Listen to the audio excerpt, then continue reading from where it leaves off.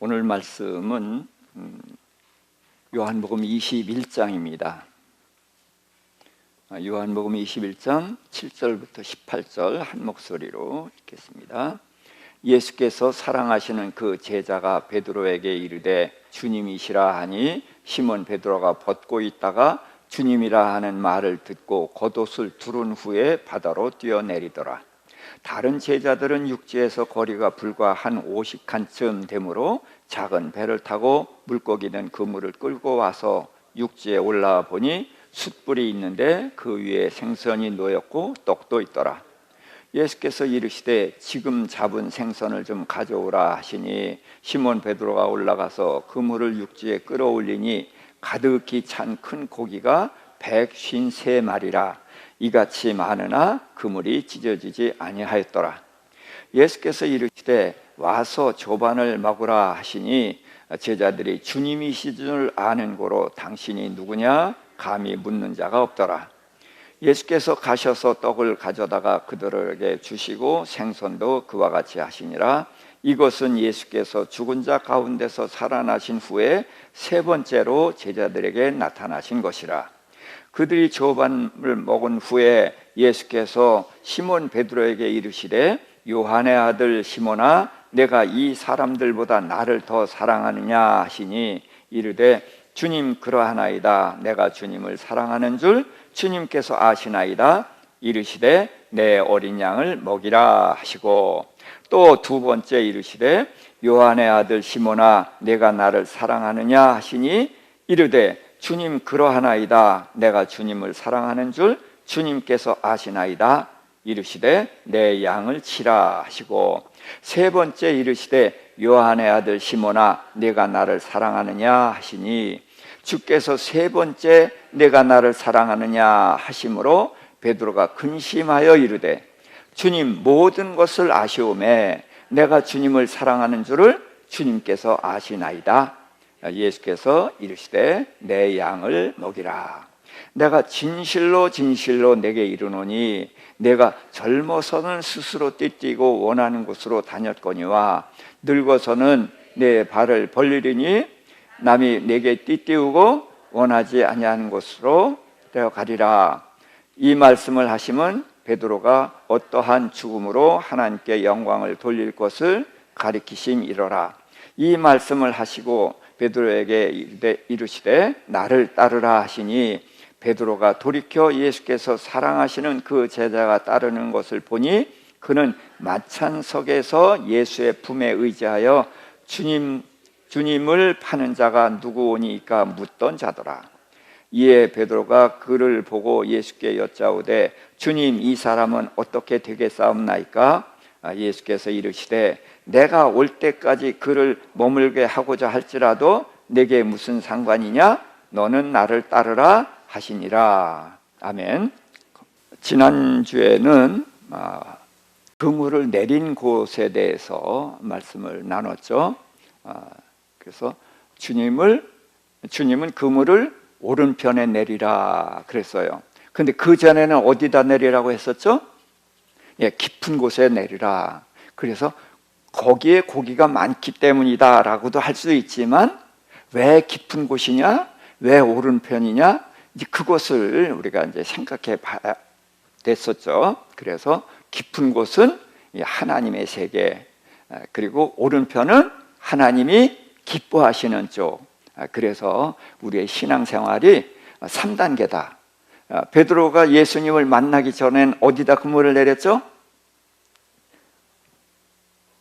경험의 세계. 예, 우리가 세상에서 살 때는 경험의 세계에다 그물을 내려요. 그러다가 예수를 믿고서는 하나님의 세계 안에 들어오는데 하나님의 뜻대로 해요. 세상 것을 하나님의 세계로 들어와서 살아요. 세상 것을 가지고 들어와서 뒤섞여서 살죠. 그렇죠? 그런데 하나님이 그 다 들어주셔요. 그러나 이제 나중에는 우리가 이제 하나님의 은혜를 알고 사랑을 알고 하나님의 뜻을 알게 되면은 하나님의 뭐를 좋아하고 뭐를 싫어하시는가 이걸 알잖아요. 그렇죠? 아니까 나중에는 어떤 쪽으로 그물을 내려요? 하나님 기뻐하시는 쪽. 그래서 오른편에 그물을 내리는 것. 그래서 신앙생활, 인생이 뭐냐? 경험의 세계에 살다가 하나님 안으로 들어와서 혼합적인 살지만 점점 더 하나님이 기뻐하시는 쪽으로 가서 이제 오른편, 하나님이 기뻐하시는 쪽에 그물을 내리는 이제 그런 삶을 살아가는 거다. 그렇게 이제 말씀을 드렸죠. 오늘은 이제 베드로에게 주님이 특별히 하신 말씀이 있잖아요. 그래서 베드로에게 하신 말씀을 통해서 베드로가 누구냐도 알아야 되지만 베드로에게 하신 말씀이 우리에게도 그대로 적용이 되기 때문에 그 부분을 살펴보고자 합니다. 자, 이 제자들이 이 갈릴리에 와서 기다리고 있었어요. 그래서 이제 제자들 7명이 있었는데 그때 베드로가 나는 물고기 잡으러 가노라 그랬더니 다른 제자들도 우리도 같이 가겠다 그래가지고 배에 올라서 밤새 그물을 내렸어요. 고기는 언제 잡혀요? 밤에 잡히죠. 그래서 밤새 그물을 내렸는데 고기를 잡았어요? 못 잡았어요? 못 잡았어요. 못 잡았는데 이제 새벽이 됐단 말이죠. 그때에 그 호숫가에 어떤 분이 서서 얘들아 너에게 고기가 있느냐? 그러니까 없나이다 그랬더니 그분이 예수님인데 그물을 배 오른편에 던지라 그래야만 잡으리라. 그래서 이제 오른편에 그물을 내렸단 말이에요. 그랬더니 고기가 많이 잡혀서 그물을 들어 올릴 수가 없었어요. 그러니까 그물을 끌고 오니까 배가 빨라요? 천천히 와요? 천천히 오는 거예요. 그랬더니 베드로가 벗고 있다가 그때 이제 예수의 사랑하시는 제자 누구죠? 요한이 주님이시다. 그랬더니 베드로가 벗고 있다가 겉옷을 입고 뛰어내려서 수영을 해서 나왔단 말이에요. 그러고서 이제 예수님이 숯불을 펴놓고 거기다 떡과 생선이 있었는데 지금 잡은 생선도 가져오라. 그래서 생선을 더 붓고 그래서 아침을 예수님이 이제 제자들에게 먹게 해주셨거든요. 이제 그런데 여기서 이제 우리는 사람의 말을 통해서도 음성을 통해서도 그 사람의 마음의 상태를 읽을 수가 있죠. 그렇죠? 그런데 이 성경에는 억양이 있어요, 없어요? 없어요. 그렇죠? 그냥 까맣게 글씨만 써 있단 말이에요. 그렇지만 우리는 여기에서도 그 말의 색깔을 읽어내야 돼요. 자, 베드로가 나는 물고기 잡으러 가노라 그랬단 말이에요. 이 말을 가지고 이거 베드로가 왜 이래? 이 생각을 해야 돼요. 베드로는 어떤 성향의 사람이죠? 굉장히 감정적이고 격정적인 사람이에요. 그래서 언제든지 앞장서서 말하고 그럼 뒤집고 이제 그러는 사람이란 말이죠. 그래서 예수님이 제자들의 발을 씻기니까 다른 제자들은 암소리 못하고 발을 다 내놓고 있었어요. 좋아서 그랬어요? 당연해서 그랬어요? 왜 말을 안 해요?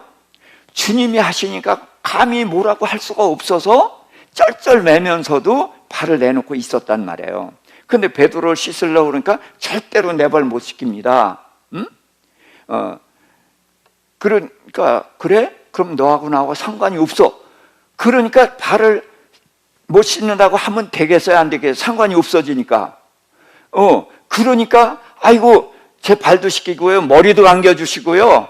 이제 이렇게 얘기를 했단 말이에요. 그게 베드로란 말이에요. 그랬더니 예수님이 뭐라 그랬어요? 목욕한 자는 발만 씻으면 된다. 그런 말씀을 하셨단 말이에요. 그러니까 베드로가 아니면은 왜 발을 씻어주는지 우리가 알 수 있어요? 없어요? 없어요. 근데 베드로가 그냥 안 됩니다 했다가 머리도 감겨주시고요 막 이렇게 말을 하는 걸 통해서 예수님의 뜻이 무엇이구나를 알게 되는 거죠.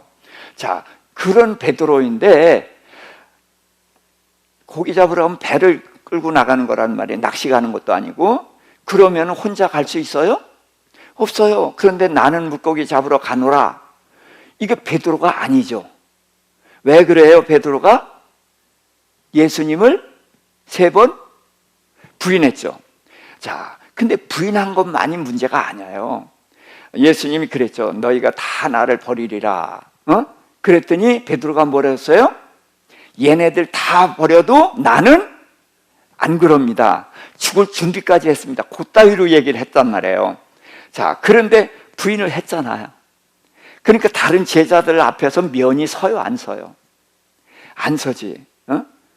그러니까 예수님을 배반해서 죄인이 돼버렸죠. 배반했을 때도 그랬어요. 몰랐죠. 3번 부인을 하고 나니까 무슨 소리가 들렸어요? 예? 닭이 울어요. 닭이 울으니까 예수님이 하신 말씀, 내가 닭 울기 전에 3번 나를 부인하리라 한 말씀이 그제 생각이 나서, 그래서 예수님을 봤더니 예수님이 매맞고 침뱉음을 당하고 그러는 중에도 자기를 쳐다보고 있는 누군가 딱 마주쳤어. 그때의 심정이 어떻겠어요? 기가 막히죠. 그러니까 뛰쳐나가서 통곡을 하고 울었었단 말이에요. 그 이후로 예수님이 부활했을 때 제자들 만나고 뭐하고 해도 베드로가 말한 장면이 없어요. 이게 첫 번째 말하는 거거든요. 그러니까 베드로는 예수님을 부인한 후로 말이 없는 사람이 돼버린 거예요. 그랬더니 이제 다른 제자들이 우리도 같이 하겠다 그래가지고 이제 고기를 잡다가 밤새도록 고기를 못 잡았는데 오른편에 내려서 고기를 잡았단 말이에요. 자, 그래서 아침 식사를 했어요. 자, 그런데 여기가 어디죠? 당연히 바닷가죠. 그렇죠? 호숫가예요. 그런데 여기가 어디예요? 아니, 호숫가인데 뭘 어디예요? 라고 물어요. 자, 지금 때가 언제예요? 새벽. 자, 베드로는 옷이 젖었어요. 추워요? 따뜻해요? 추워요. 예수님 앞에 뭐가 있어요? 숯불이 있어요. 그리고 새벽이니까 무슨 소리가 들려요? 닭 우는 소리가 들려요. 그러니까 이 자리는 어디예요? 대제사장의 뜰이에요. 이해되세요? 예수님은 베드로를 대제사장의 뜰로 부르시는 거예요. 거기서 뭐 했어요? 예수님을 3번 부인했단 말이에요. 부인하고서 예수님하고 눈이 마주친 후로 자신이 너무나 부끄럽고 밉고 그래서 아무것도 못하는 사람이 됐어요. 근데 예수님이 빠이빠이 하고 승천해서 가시면은 베드로가 일할 수 있겠어요? 없겠어요? 없어요. 죄책감에 사로잡혀 있단 말이에요. 이런 베드로를 그대로 두고 갈 수가 없는 거예요. 그래서 베드로를 예수님이 배반했던 그 자리로 부르셔서 예수님을 3번 모른다고 한 그 자리에서 3번 사랑합니다라는 고백을 해서 상쇄시켜서 그 죄책감에서 벗어나게 해주시는 거거든요. 그러니까 여기가 바로 배반했던 그 장소다. 제가 생명의전에서 상담을 오랫동안 했었는데 그 상담을 할 때에 그 사람의 문제가 어디서 생겼는지를 알아야 돼요. 그래서 자꾸 과거 이야기를 묻습니다. 그런데 어디 가면은 딱 멈추고 말을 안 해요. 그러면 그 자리가 문제가 있었던 자리예요. 근데 말을 안 하는데 말하라고 하면은 되겠어요? 안 되죠. 그러면은 또 다른 얘기 하다가 그쪽으로 또 가면 또 안 가. 그러다가 이야기를 이렇게 신뢰를 받은 다음에 그쪽으로 이야기를 하면은 벌벌 떨거나 아니면 분노가 치든가 그러면서 눈물을 흘리면서 이야기를 하죠. 그러면은 치유가 될 수가 있는 거예요. 이게 다 주님의 방법이에요. 그래서 주님은 베드로의 상처받은 심령, 배반자로서의 죄책감에서 벗어나게 하기 위해서 그 장소를 재현하고 거기에서 이제 벗어나게 해주시는 거거든요. 자, 그런데 이제 상세히 좀 봐야 돼요. 자, 첫 번째 그 예수님 거기를 읽어볼까요? 조반 먹은 후 베드로에게 요한의 아들 시몬아, 내가 이 사람들보다 나를 더 사랑하느냐? 자, 예수님은 우리가 다른 사람하고 비교하는 걸 좋아해요? 나빠하셔요? 예? 굉장히 싫어하셔요. 뒤에 가서 베드로가 쟤는요 하니까 금방 야단치신단 말이에요. 우리는 남과 비교하는 존재가 아니거든요. 그런데 주님이 비교해서 질문을 하셨어요. 그러니까 이런 더라는 말을 왜 하셨을까? 이것을 그냥 스쳐 지나가면 안 된단 말이에요. 그래서 어쨌든 더 사랑하느냐? 그랬더니 베드로가 뭐라고 그랬어요? 주님 그러하나이다. 내가 주님을 사랑하는 줄 주님께서 아시나이다. 이렇게 대답을 했습니다. 그런데 첫 번째 질문에 왜 더라는 말을 했는가? 베드로가 그랬었죠. 너희가 다 나를 부인하리라. 그랬더니 베드로가 뭐라고 했어요? 다른 제자들은 다 부인해도 나는 안 하겠습니다. 그랬죠. 그러니까 내가 주님을 더 사랑한다고 말한 거죠. 그런데 주님은 그거를 인정해 주는 거예요. 자, 그럼 베드로는 다른 제자보다 예수님을 더 사랑하는가? 그것도 중요하지만 이 공동체가 있으면은 대표 수장이 있어야 되죠. 그래서 베드로를 대표로 세우자니까 어떻게 해요? 더 사랑한다는 고백을 하게 해서 그래서 베드로를 교회의 수장으로 세운 것이죠. 그래서 천주교회는 이 베드로를 첫 번째 교황 이렇게 만드는데 그거는 아니고 초대교회에서 하나님께서는 예수님께서는 이제 베드로를 수장으로 세우시기 위해서 더 사랑하느냐 하는 질문을 하셨던 것이에요. 자, 그랬더니 베드로가 내가 주님을 사랑합니다. 그러면 되는데 말이 길어졌죠. 자, 그 부인에게 우리 남자 집사님들, 장로님들 이제까지 사랑합니다 고백 한 번도 안 한 분들 여기 혹 계세요? 남자들이 그렇게 미련하거든요. 네. 근데 자, 그러면 사랑합니다 고백을 한 사람은 내가 사랑한 줄 당신이 아시죠? 그렇게 고백한 사람 그런 고백은 안 해요. 그렇죠? 사랑해요. 그런 고백은 하지만 내가 당신을 사랑한 줄 당신이 아시죠? 이런 고백은 안 해요. 근데 베드로는 내가 주님을 사랑하는 줄 주님께서 아시나이다라는 그런 말을 계속 붙여서 사랑의 고백을 하거든요. 왜 그럴까요? 자, 그래서 우리는 이런 것들을 아는데 도마를 만나서 도움이 됩니다. 도마는 무슨 도마? 의심 많은 도마. 그러니까 저런 것도 그냥 넘어가지 못해요. 자, 너희가 다 나를 버리고 다 달아날 거다라고 말씀하셨을 때 베드로가 뭐라고 그랬어요? 절대로 내가 죽을지언정 부인하지 않겠습니다. 그랬죠. 근데 예수님이 내가 나를 닭이 울기 전에 3번 부인할 거야 라는 말씀을 하셨어요. 그러니까 그렇습니까? 알았습니다. 그랬을까요 베드로가? 예? 아니죠. 주님 저를 그렇게 모르십니까? 주님 제가 3년 동안 주님 따라다니면서 제가 어떻게 했는지 주님 아시지 않습니까?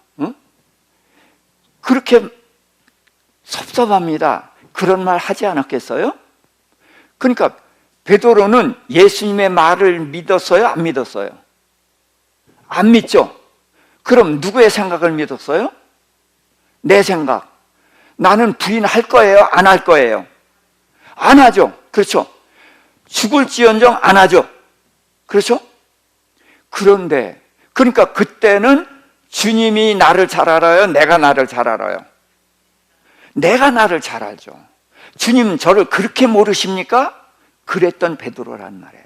근데 누구 말대로 됐어요? 주님 말씀대로 돼버렸거든요. 근데 그때 내가 주님을 배반하지 않겠다는 것은 진심이에요, 해본 말이에요. 예, 그때도 진심이었어요. 지금 주님 사랑합니다라는 것도 진심이죠. 그때나 지금이나 베드로는 진심으로 고백을 하고 있어요. 그렇죠? 자, 그런데 지금 내가 주님 사랑합니다, 진심이에요. 그래서 고백을 했는데 그 말에 힘이 실려요, 안 실려요? 안 실려요. 베드로가 양치기 소년이 된 거예요. 그렇죠? 늑대가 와요 그랬더니 마을에서 어른들이 다 올라왔었어요. 그랬더니 깍깍깍깍대고 웃었단 말이에요. 또 한 번 했어요. 그랬는데 진짜 늑대가 나타났잖아요. 그래서 늑대가 나타났어요 했는데 누구도 들어요, 안 들어요? 안 듣죠. 베드로가 예수님을 배반해놓고서 사랑합니다라는 말을 하는데 이 말이 너무나 힘이 없는 거예요. 그러니까 나도 나를 믿을 수가 있어, 없어? 나도 나를 못 믿어. 그렇지만 주님을 사랑하는 건 진심 맞죠? 근데 내가 진심이라는 것을 고백을 하는데 내 말이 힘이 없어. 다른 제자들도 저것도 터진 주둥아리라고 뭐 어쩌고 그러고 하는 것 같기도 하고, 그렇지만 진심이잖아요. 근데 내가 진심이라는 것을 알 사람이 누구예요? 나보다 나를 더 잘 아시는 분. 그래서 내가 주님을 사랑합니다라는 주님께 대한 사랑 고백을 주님을 끌어들여서 하는 거예요. 자, 이런 사람이 이게 굉장히 중요한 거예요. 베드로는, 우리는 이제 제자들이 예수님을 배반한 거 잘했어요, 잘못했어요? 잘못했죠. 그러니까 우리는 제자들처럼 예수님 배반하면 안 됩니다 그러는데 아니에요. 우리 그동안 배반했어요, 안 했어요? 한두 번 했어요, 수십 번 했어요. 예. 그런데요, 베드로나 제자들이 예수님을 배반 안 하는 게 좋았어요, 배반한 게 좋았어요? 예? 안 한 게 옳죠? 배반한 게 좋아요. 배반했기 때문에 나를 믿던 사람이 나를 안 믿고 예수님을 믿는 사람으로 바뀐 거예요. 우리는 연약한 존재예요. 그래서 갈대처럼 바람에 휘둘리는 존재고, 그런 나약한 존재예요. 그래서 주님은 배반하지 않기를 기대한 것이 아니라 베드로에게 이렇게 말씀하셨어요. 내가 너를 위해서 기도했나니, 뭘 기도했어요? 돌이킨 후에 내 형제들을 굳게 하라. 돌이키길 기대하셨지 배반하지 않기를 기대하지 않았어요. 왜? 배반한 경험이 나를 믿는 사람에서 주님을 믿는 사람으로 바뀌거든요. 그래서 우리는 너무나 이게 율법적인 거예요. 배반 안 해야 되죠. 그게 당연한 거예요.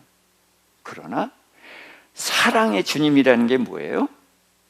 용서로 우리를 바꾸시는 거예요.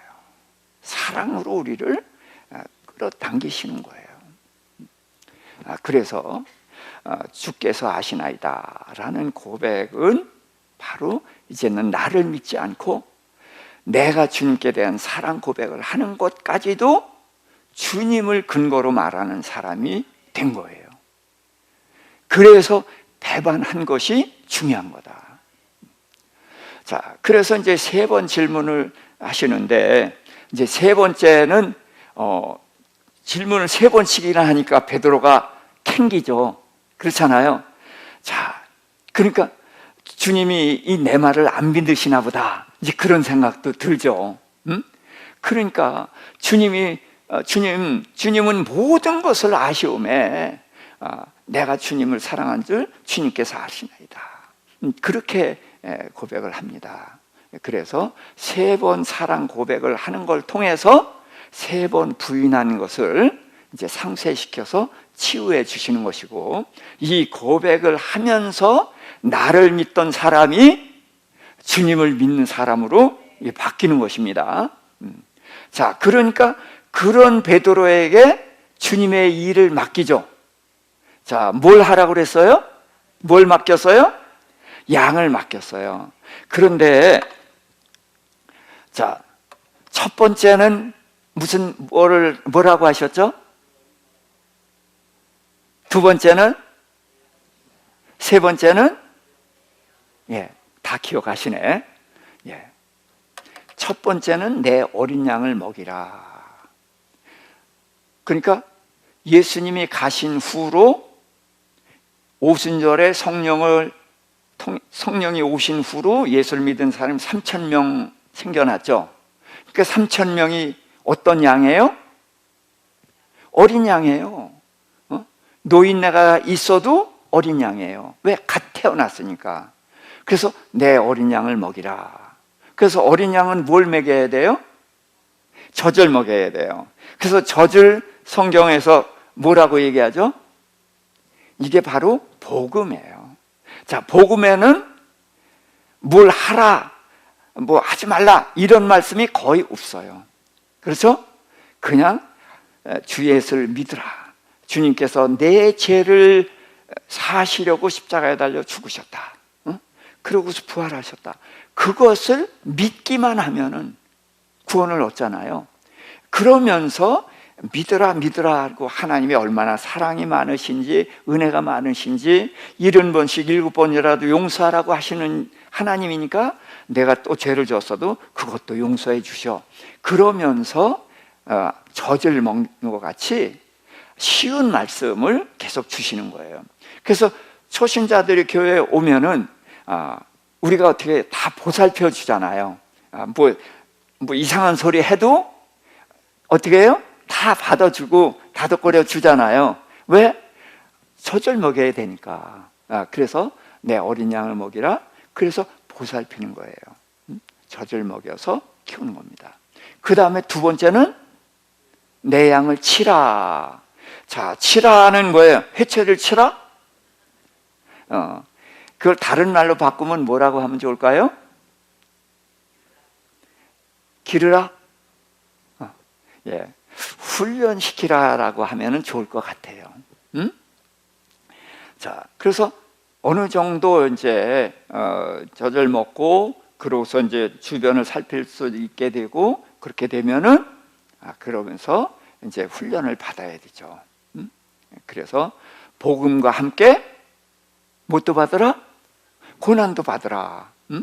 그래서 이제 작은 고난 같은 것도 받으면서 또 그렇게 이제 그동안은 그냥 교회만 나왔었는데 이제는 성경도 읽고 기도도 하고 암송도 하고 이런 이제 하고 헌금도 해야 되고 11조도 하게 되고 이런 이제 훈련을 자꾸 해나가야 되는 거죠.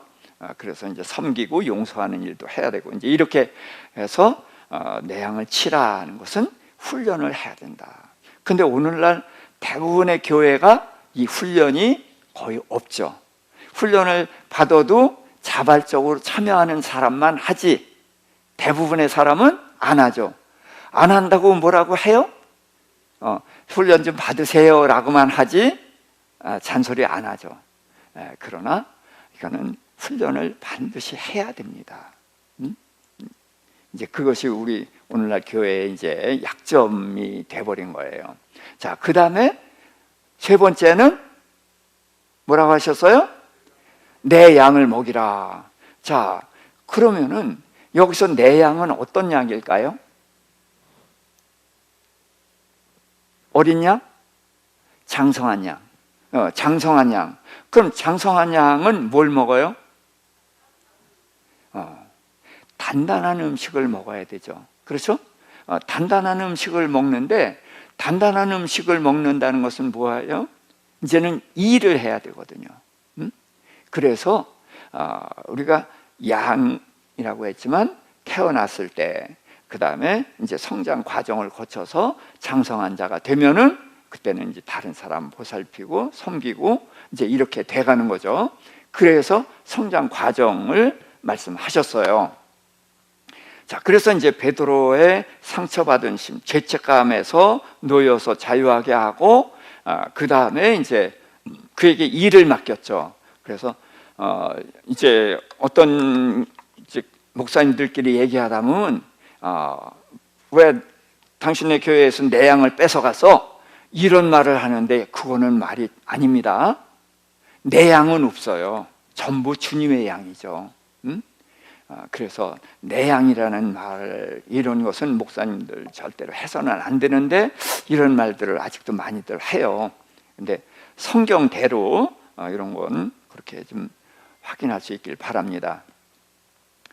자, 그래서 예수님이 이제 그런 말씀을 하셨거든요. 누가복음 22장 31절 같이 읽을까요? 시몬아, 보라, 사탄이 너희를 밀가부르듯 하려고 요구하였으나 그러나 내가 너를 위하여 내 믿음이 떨어지지 않기를 기도하였노니 너는 돌이킨 후에 내 형제를 굳게 하라.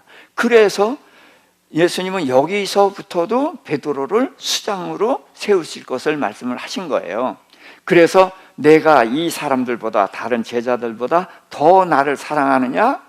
그래서 베드로는 더 사랑한다는 말은 안 했지만, 더 사랑하느냐는 질문에 네 했으니까 더 사랑한다는 말에 동의한 것이 되죠. 그렇게 해서 베드로를 수장으로 세우신 거란 말이죠. 자, 그러면서 이제 이 18절에 이 말씀을 하셨어요. 자, 시작. 내가 진실로 진실로 내게 이르노니 내가 젊어서는 스스로 띠띠고 원하는 곳으로 다녔거니와 늙어서는 내 팔을 벌리리니 남이 내게 띠띠우고 원하지 아니하는 곳으로 데려가리라. 나를 따르라. 이건 이제 뒤에 있는 말인데 제가 거기 붙였어요. 자, 베드로를 여기서 젊어서와 늙어서 이렇게 얘기했죠.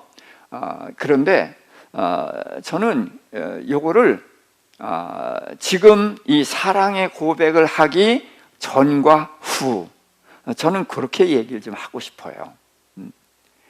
자, 젊어서는 스스로 띠띠고 원하는 곳으로 다녔으니까 주인이 누구예요? 주인이 나예요. 그렇죠? 원하는 곳, 누가 원하는 곳? 내가 원하는 곳으로 다녔어요. 근데 늙어서는 내 팔을 벌리리니, 팔을 벌려요. 남이 내게 띠띠우고 내가 원하지 아니하는 곳으로 데려가리라. 그랬더니 이게 베드로가 어떻게 죽어서 하나님께 영광을 돌릴 것이다 라고 이게 이제 후에 말이 퍼진 거예요. 그러니까 요한복음에 이게 기록된 거니까 요한복음을 쓸 때는 베드로가 어떻게 됐을 때예요? 이미 죽었을 때예요.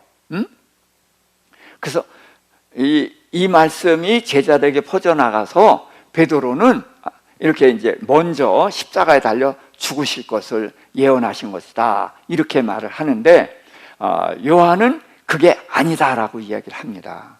이제 이게 무슨 뜻이냐면은, 우선 십자가에 달려 죽는 것도 맞아요. 그러나 중요한 것은 내 팔을 벌린다는 것은 내 의지가 있어요, 없어요? 네, 내 의지가 없는 거예요. 그래서 남이 내게 띠띠우고, 띠를 띈다는 것은 뭐 힘을 상징하는 거거든요. 허리띠를 띠면은 힘이 이제 주어지잖아요. 그래서 남이 내게 띠띠우는 것은 내 힘으로 하지 않고 남의 힘으로 하는 거예요. 누구의 힘으로? 예, 주님의 힘으로, 성령의 힘으로 하는 거예요. 그래서 남이 내게 띠띠우고 원하지 아니하는 곳으로 데려가리라. 이 말은 우리가 조심스럽게 생각해야 돼요. 베드로는 이렇게 살고 싶은데 이제 하나님이, 예수님이 이렇게 가라 하니까 아이고 할 수 없어서 가는 것 같이 이렇게 오해도 될 수가 있어요. 그런데 그게 아니라 이제까지는 내가 원하는 건 이쪽이었지만 지금 이제 내 주인이 되신 성령님께서 예수님께서 이쪽을 가기 원한단 말이에요. 그러면은 내 원함이 어떻게 됐겠어요? 바뀌었겠죠. 그렇죠? 그래서 전에 내가 원하는 것이 왼쪽이었다면은 이제는 이 배반한 이후로, 주님께 사랑 고백을 한 이후로는 원하는 것이 주님과 같아졌다, 이렇게 봐야죠. 그래서 그쪽으로 데려가리라. 그래서 이건 두 가지로 해석이 됩니다. 하나는 십자가에 달려 죽을 것을 말씀을 하신 것이고요, 또 하나는 주인이 바뀐 거다. 네. 그래서 순교한 사람을 성경에서 목배임 당한 자 그러잖아요. 저는 그 말에 굉장히 충격을 받고 깊은 깨달음을 얻었는데, 지금 우리의 머리가 지금 내 머리죠. 그렇죠? 그럼 내 몸은 누구의 뜻대로 움직여요? 내 머리의 뜻대로 움직이죠. 그렇죠? 그런데 우리가 예수를 믿으면은 누가 머리예요? 예수님이 머리예요. 자, 그래서 예수님이 머리가 돼야 되는데 우리가 순종을 잘 해요. 그러다 무슨 일이 터졌어. 그런데 말씀은 뭐예요? 어떻게 알아? 화가 나. 혼내주고 싶어. 근데 예수님은 뭐라고 하라? 용서하라. 그런데 용서가 돼요, 안 돼요? 지금이 용서할 때예요. 주님 내려오세요. 그러고서 내 머리가 확 올라가서 그렇게 살죠. 그래서 우리는 머리가 둘이에요.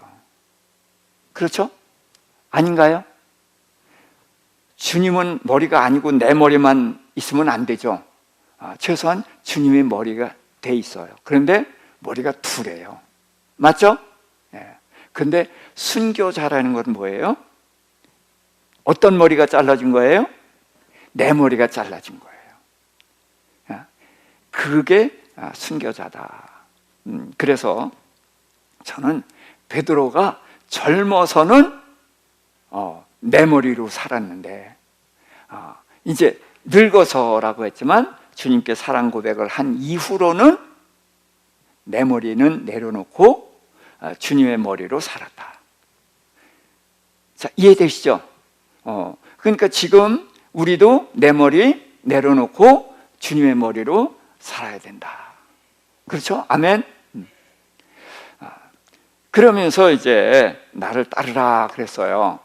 자, 그랬더니 베드로가 이제 요한을 보고 예수님, 주님, 이 사람은 어떻게 됩니까? 하고 물어요. 자, 그랬더니 예수님이, 자, 거기 말씀 읽어볼까요? 내가 올 때까지 그를 머물게 하고자 할지라도 내게 무슨 상관이냐? 너는 나를 따르라. 자, 그러니까 베드로는 요한과 자기를 비교했죠. 그때 주님은 꾸짖죠. 비교하지 말라는 거예요. 그런데 첫 번째 질문은 내가 이 사람들보다 더 나를 사랑하냐는 비교하셨잖아요. 그러니까 거기서는 비교하신 이유는 베드로를 수장을 세우기 위해서 그때 비교하신 것이고, 그 다음에 사역으로 들어와서는 비교하면 된다 안 된다? 안 된다. 그런데 예수님의 말씀은 굉장히 많은 것을 담고 있어요. 내가 올 때까지 그를 머물게 하고자 할지라도, 그러니까 내가 온다는 것은 언제를 얘기하는 거예요? 주님의 재림을 말하는 거예요. 주님이 재림할 때에 그때까지도 요한이 머물러 있을 수 있다는 거죠. 그래서 요한이 가장 오래 살았잖아요. 100살 이상 살았다고 보거든요. 그러니까 그 말씀은 언제든지 그런 뜻이 있어요. 그래서 그런데 내게 무슨 상관이냐? 이 말은 뭐예요? 베드로는 너는 일찍 십자가에 죽고 요한은 오래 살고, 그러면 누가 좋아요? 예? 요한이 좋죠. 응? 그런데 그런 뜻이 아니라는 거예요. 베드로는 베드로의 길이 있고 요한은 요한의 길이 있다. 저는 제게 주신 길이 있어요. 그게 선교사죠. 그래서 선교지가 안 열렸는데 하나님께서 은혜로 이 교회에서 말씀 전할 기회를 주시고, 그러니까 이제 그렇게 말씀을 전하면서 살지만 길이 이제 열리면 전 들어갈 거거든요. 그게 제 사명이에요. 지금도 이제 줌으로 제자들한테 말씀을 전하고, 또 이제 이렇게 저렇게 조금씩 말씀 전할 기회를 주셔서 목사님들 몇 분하고도 성경 공부를 하고 이제 그렇게 하게 되는데, 그게 제 길이란 말이에요. 그러니까 저는 사실은 책도 썼잖아요. 근데 책이 잘 팔렸을까요? 안 팔렸을까요? 예, 안 팔렸어요. 그런데 저는 그런 게 투덜투덜 불평을 했어요. 근데 지금 불평을 안 해요. 왜? 이건 내 길이야. 나는 어쨌든 책으로 남기는 거, 그거면 되는 거야. 물론 더 많이 읽히고 그랬으면 좋겠지만, 그게 아니라 할지라도 이건 하나님께서 제게 주신 길이다. 그래서 저는 이제 비교하지 않고 제 나름대로 그냥 길이 열리면 열리는 대로 그렇게 가는 거거든요. 그래서 저보고 교회를 다니마라 그러면 저는 전혀 못해. 큰일 나요. 저는 이 행정이라든가 이런 거 전혀 못하거든요. 그러니까 저한테 교회를 맡겼다? 큰일 나는 거예요. 그러니까 하나님이 저를 아시니까 너는 성경 가르치는 일만 해. 그래서 좁은 길을 그걸 주신 거거든요. 그래서 저는 그 길만 가는 거예요. 그래서 내가 올 때까지 그를 머물게 하고자 할지라도, 그래서 요한은 요한의 길이 있고 베드로는 베드로의 길이 있다. 그래서 우리는 남과 비교하면 안 되는 거예요. 그래서 우리는 이 세상에서 유일한 존재다. 나는 남과 비교되는 존재가 아니다. 이걸 꼭 기억하시기 바랍니다. 뭐 경제적으로 남자들은 그래도 가족을 좀 풍족하게 이렇게 살게 해줘야 되는데 그거 못하면은 참 답답하죠. 그래서 제가 그래도 여기 뭐 큰 건물 가지고 있다가 지금 임대 아파트에서 그렇게 이제 산단 말이에요. 그러면 가장으로서 면이 좀 안 쓰죠. 그래요. 그래서 아내한테나 자식들한테 좀 미안하죠. 그렇지만 저는 이걸 하나님 안에서 생각을 하는 거예요. 하나님께서 제 길을 좁게 하신 거예요. 그래서 너 한번 풍족하게 살아봤잖아. 지금은 좀 좁게 살아. 근데 그렇다고 해서 지금 뭐 끼니를 걸거나 그런 건 아니란 말이에요. 그래서 저는 주어진 길을 제 나름대로 감사하면서 그렇게 가고 있거든요. 그래서 우리는 남과 비교하는 존재가 아니다. 자, 그래서 베드로가 어떤 사람이냐를 한번 정리를 해볼까 해요. 첫 번째로 예수님의 제자죠. 그래서 예수님은 마태복음 28장 18절에 제자들에게 말씀하시죠. 너희는 모든 족속으로 제자를 삼아 아버지와 아들과 성령의 이름으로 침례를 주고 내가 너에게 분부하는 것을 가르쳐서 지키게 하라. 그래서 제자들에게 제자 삼으라고 했단 말이에요. 그래서 제자로 부름을 받았기 때문에 제자에게 일을 맡기시는 거예요.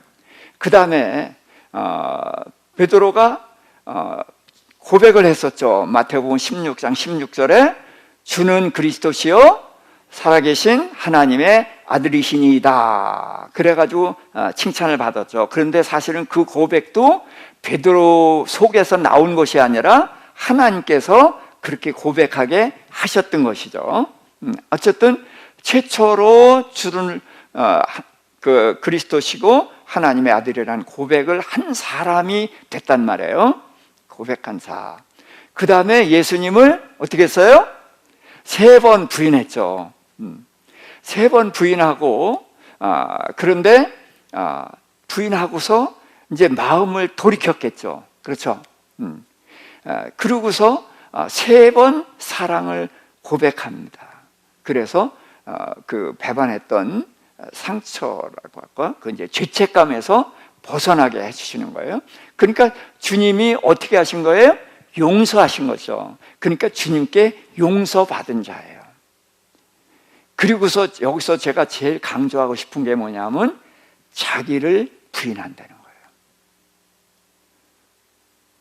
베드로는 예수님께서 너희가 나를 부인하리라 그랬을 때 그 말을 믿지 않았잖아요. 그렇죠? 예수님을 위해서 죽을지언정 부인하지 않겠나이다 그랬지만 부인했단 말이에요. 그걸 통해서 베드로는 나를 믿지 않는 사람이 된 거예요. 근데 우리는 알게 모르게 계속해서 나를 믿어요. 근데 베드로처럼 이렇게 호된 그런 과정을 거쳐야만 정신이 번쩍 들어서 자기 부인이 됩니다. 그래서 자기 부인이 됐다는 것은 주인이 바뀌었다는 거예요. 네, 그래서 자기에 대해서 철저하게 실망하는 것이 필요합니다. 네, 그래서 나에 대해서 실망할 때에 비로소 주님을 붙잡을 수가 있거든요.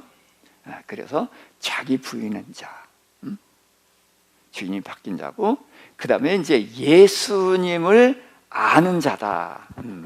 자, 그래서 계속해서 알아가는 것입니다. 그 다음에 이제 8번째로 비교하지 않는 자. 이거 굉장히 중요합니다. 남과 비교하는 것은 이 세상이 그렇게 하거든요. 이 세상은 학생들을 60만이면 60만을 일렬로 세우잖아요. 그러니까 남과 경쟁해서 앞서야 되는 거예요. 그러니까 남을 의식하지 않을 수가 없어요. 이게 세상이에요. 그러나 주님의 나라는 남과 나를 비교하거나 경쟁의 대상이 아니라는 거예요. 그래서 나는 나다. 하나님 앞에 유일한 존재고 하나님 앞에 유일한 사명을 받고 유일한 길로 부름을 받았다. 그래서 남과 비교하지 않고 자기 길을 가는 그런 사람에게 주님은 내 양을 먹이라 치라 이렇게 맡겼던 것이죠. 그래서 우리는 이 베드로를 통해서 내 자신을 돌아보면서 베드로가 선 자리에 우리도 함께 설 수 있기를 주님의 이름으로 축복합니다. 우리 잠깐 통성으로 한번 기도하십시다. 주여, 주여, 주여.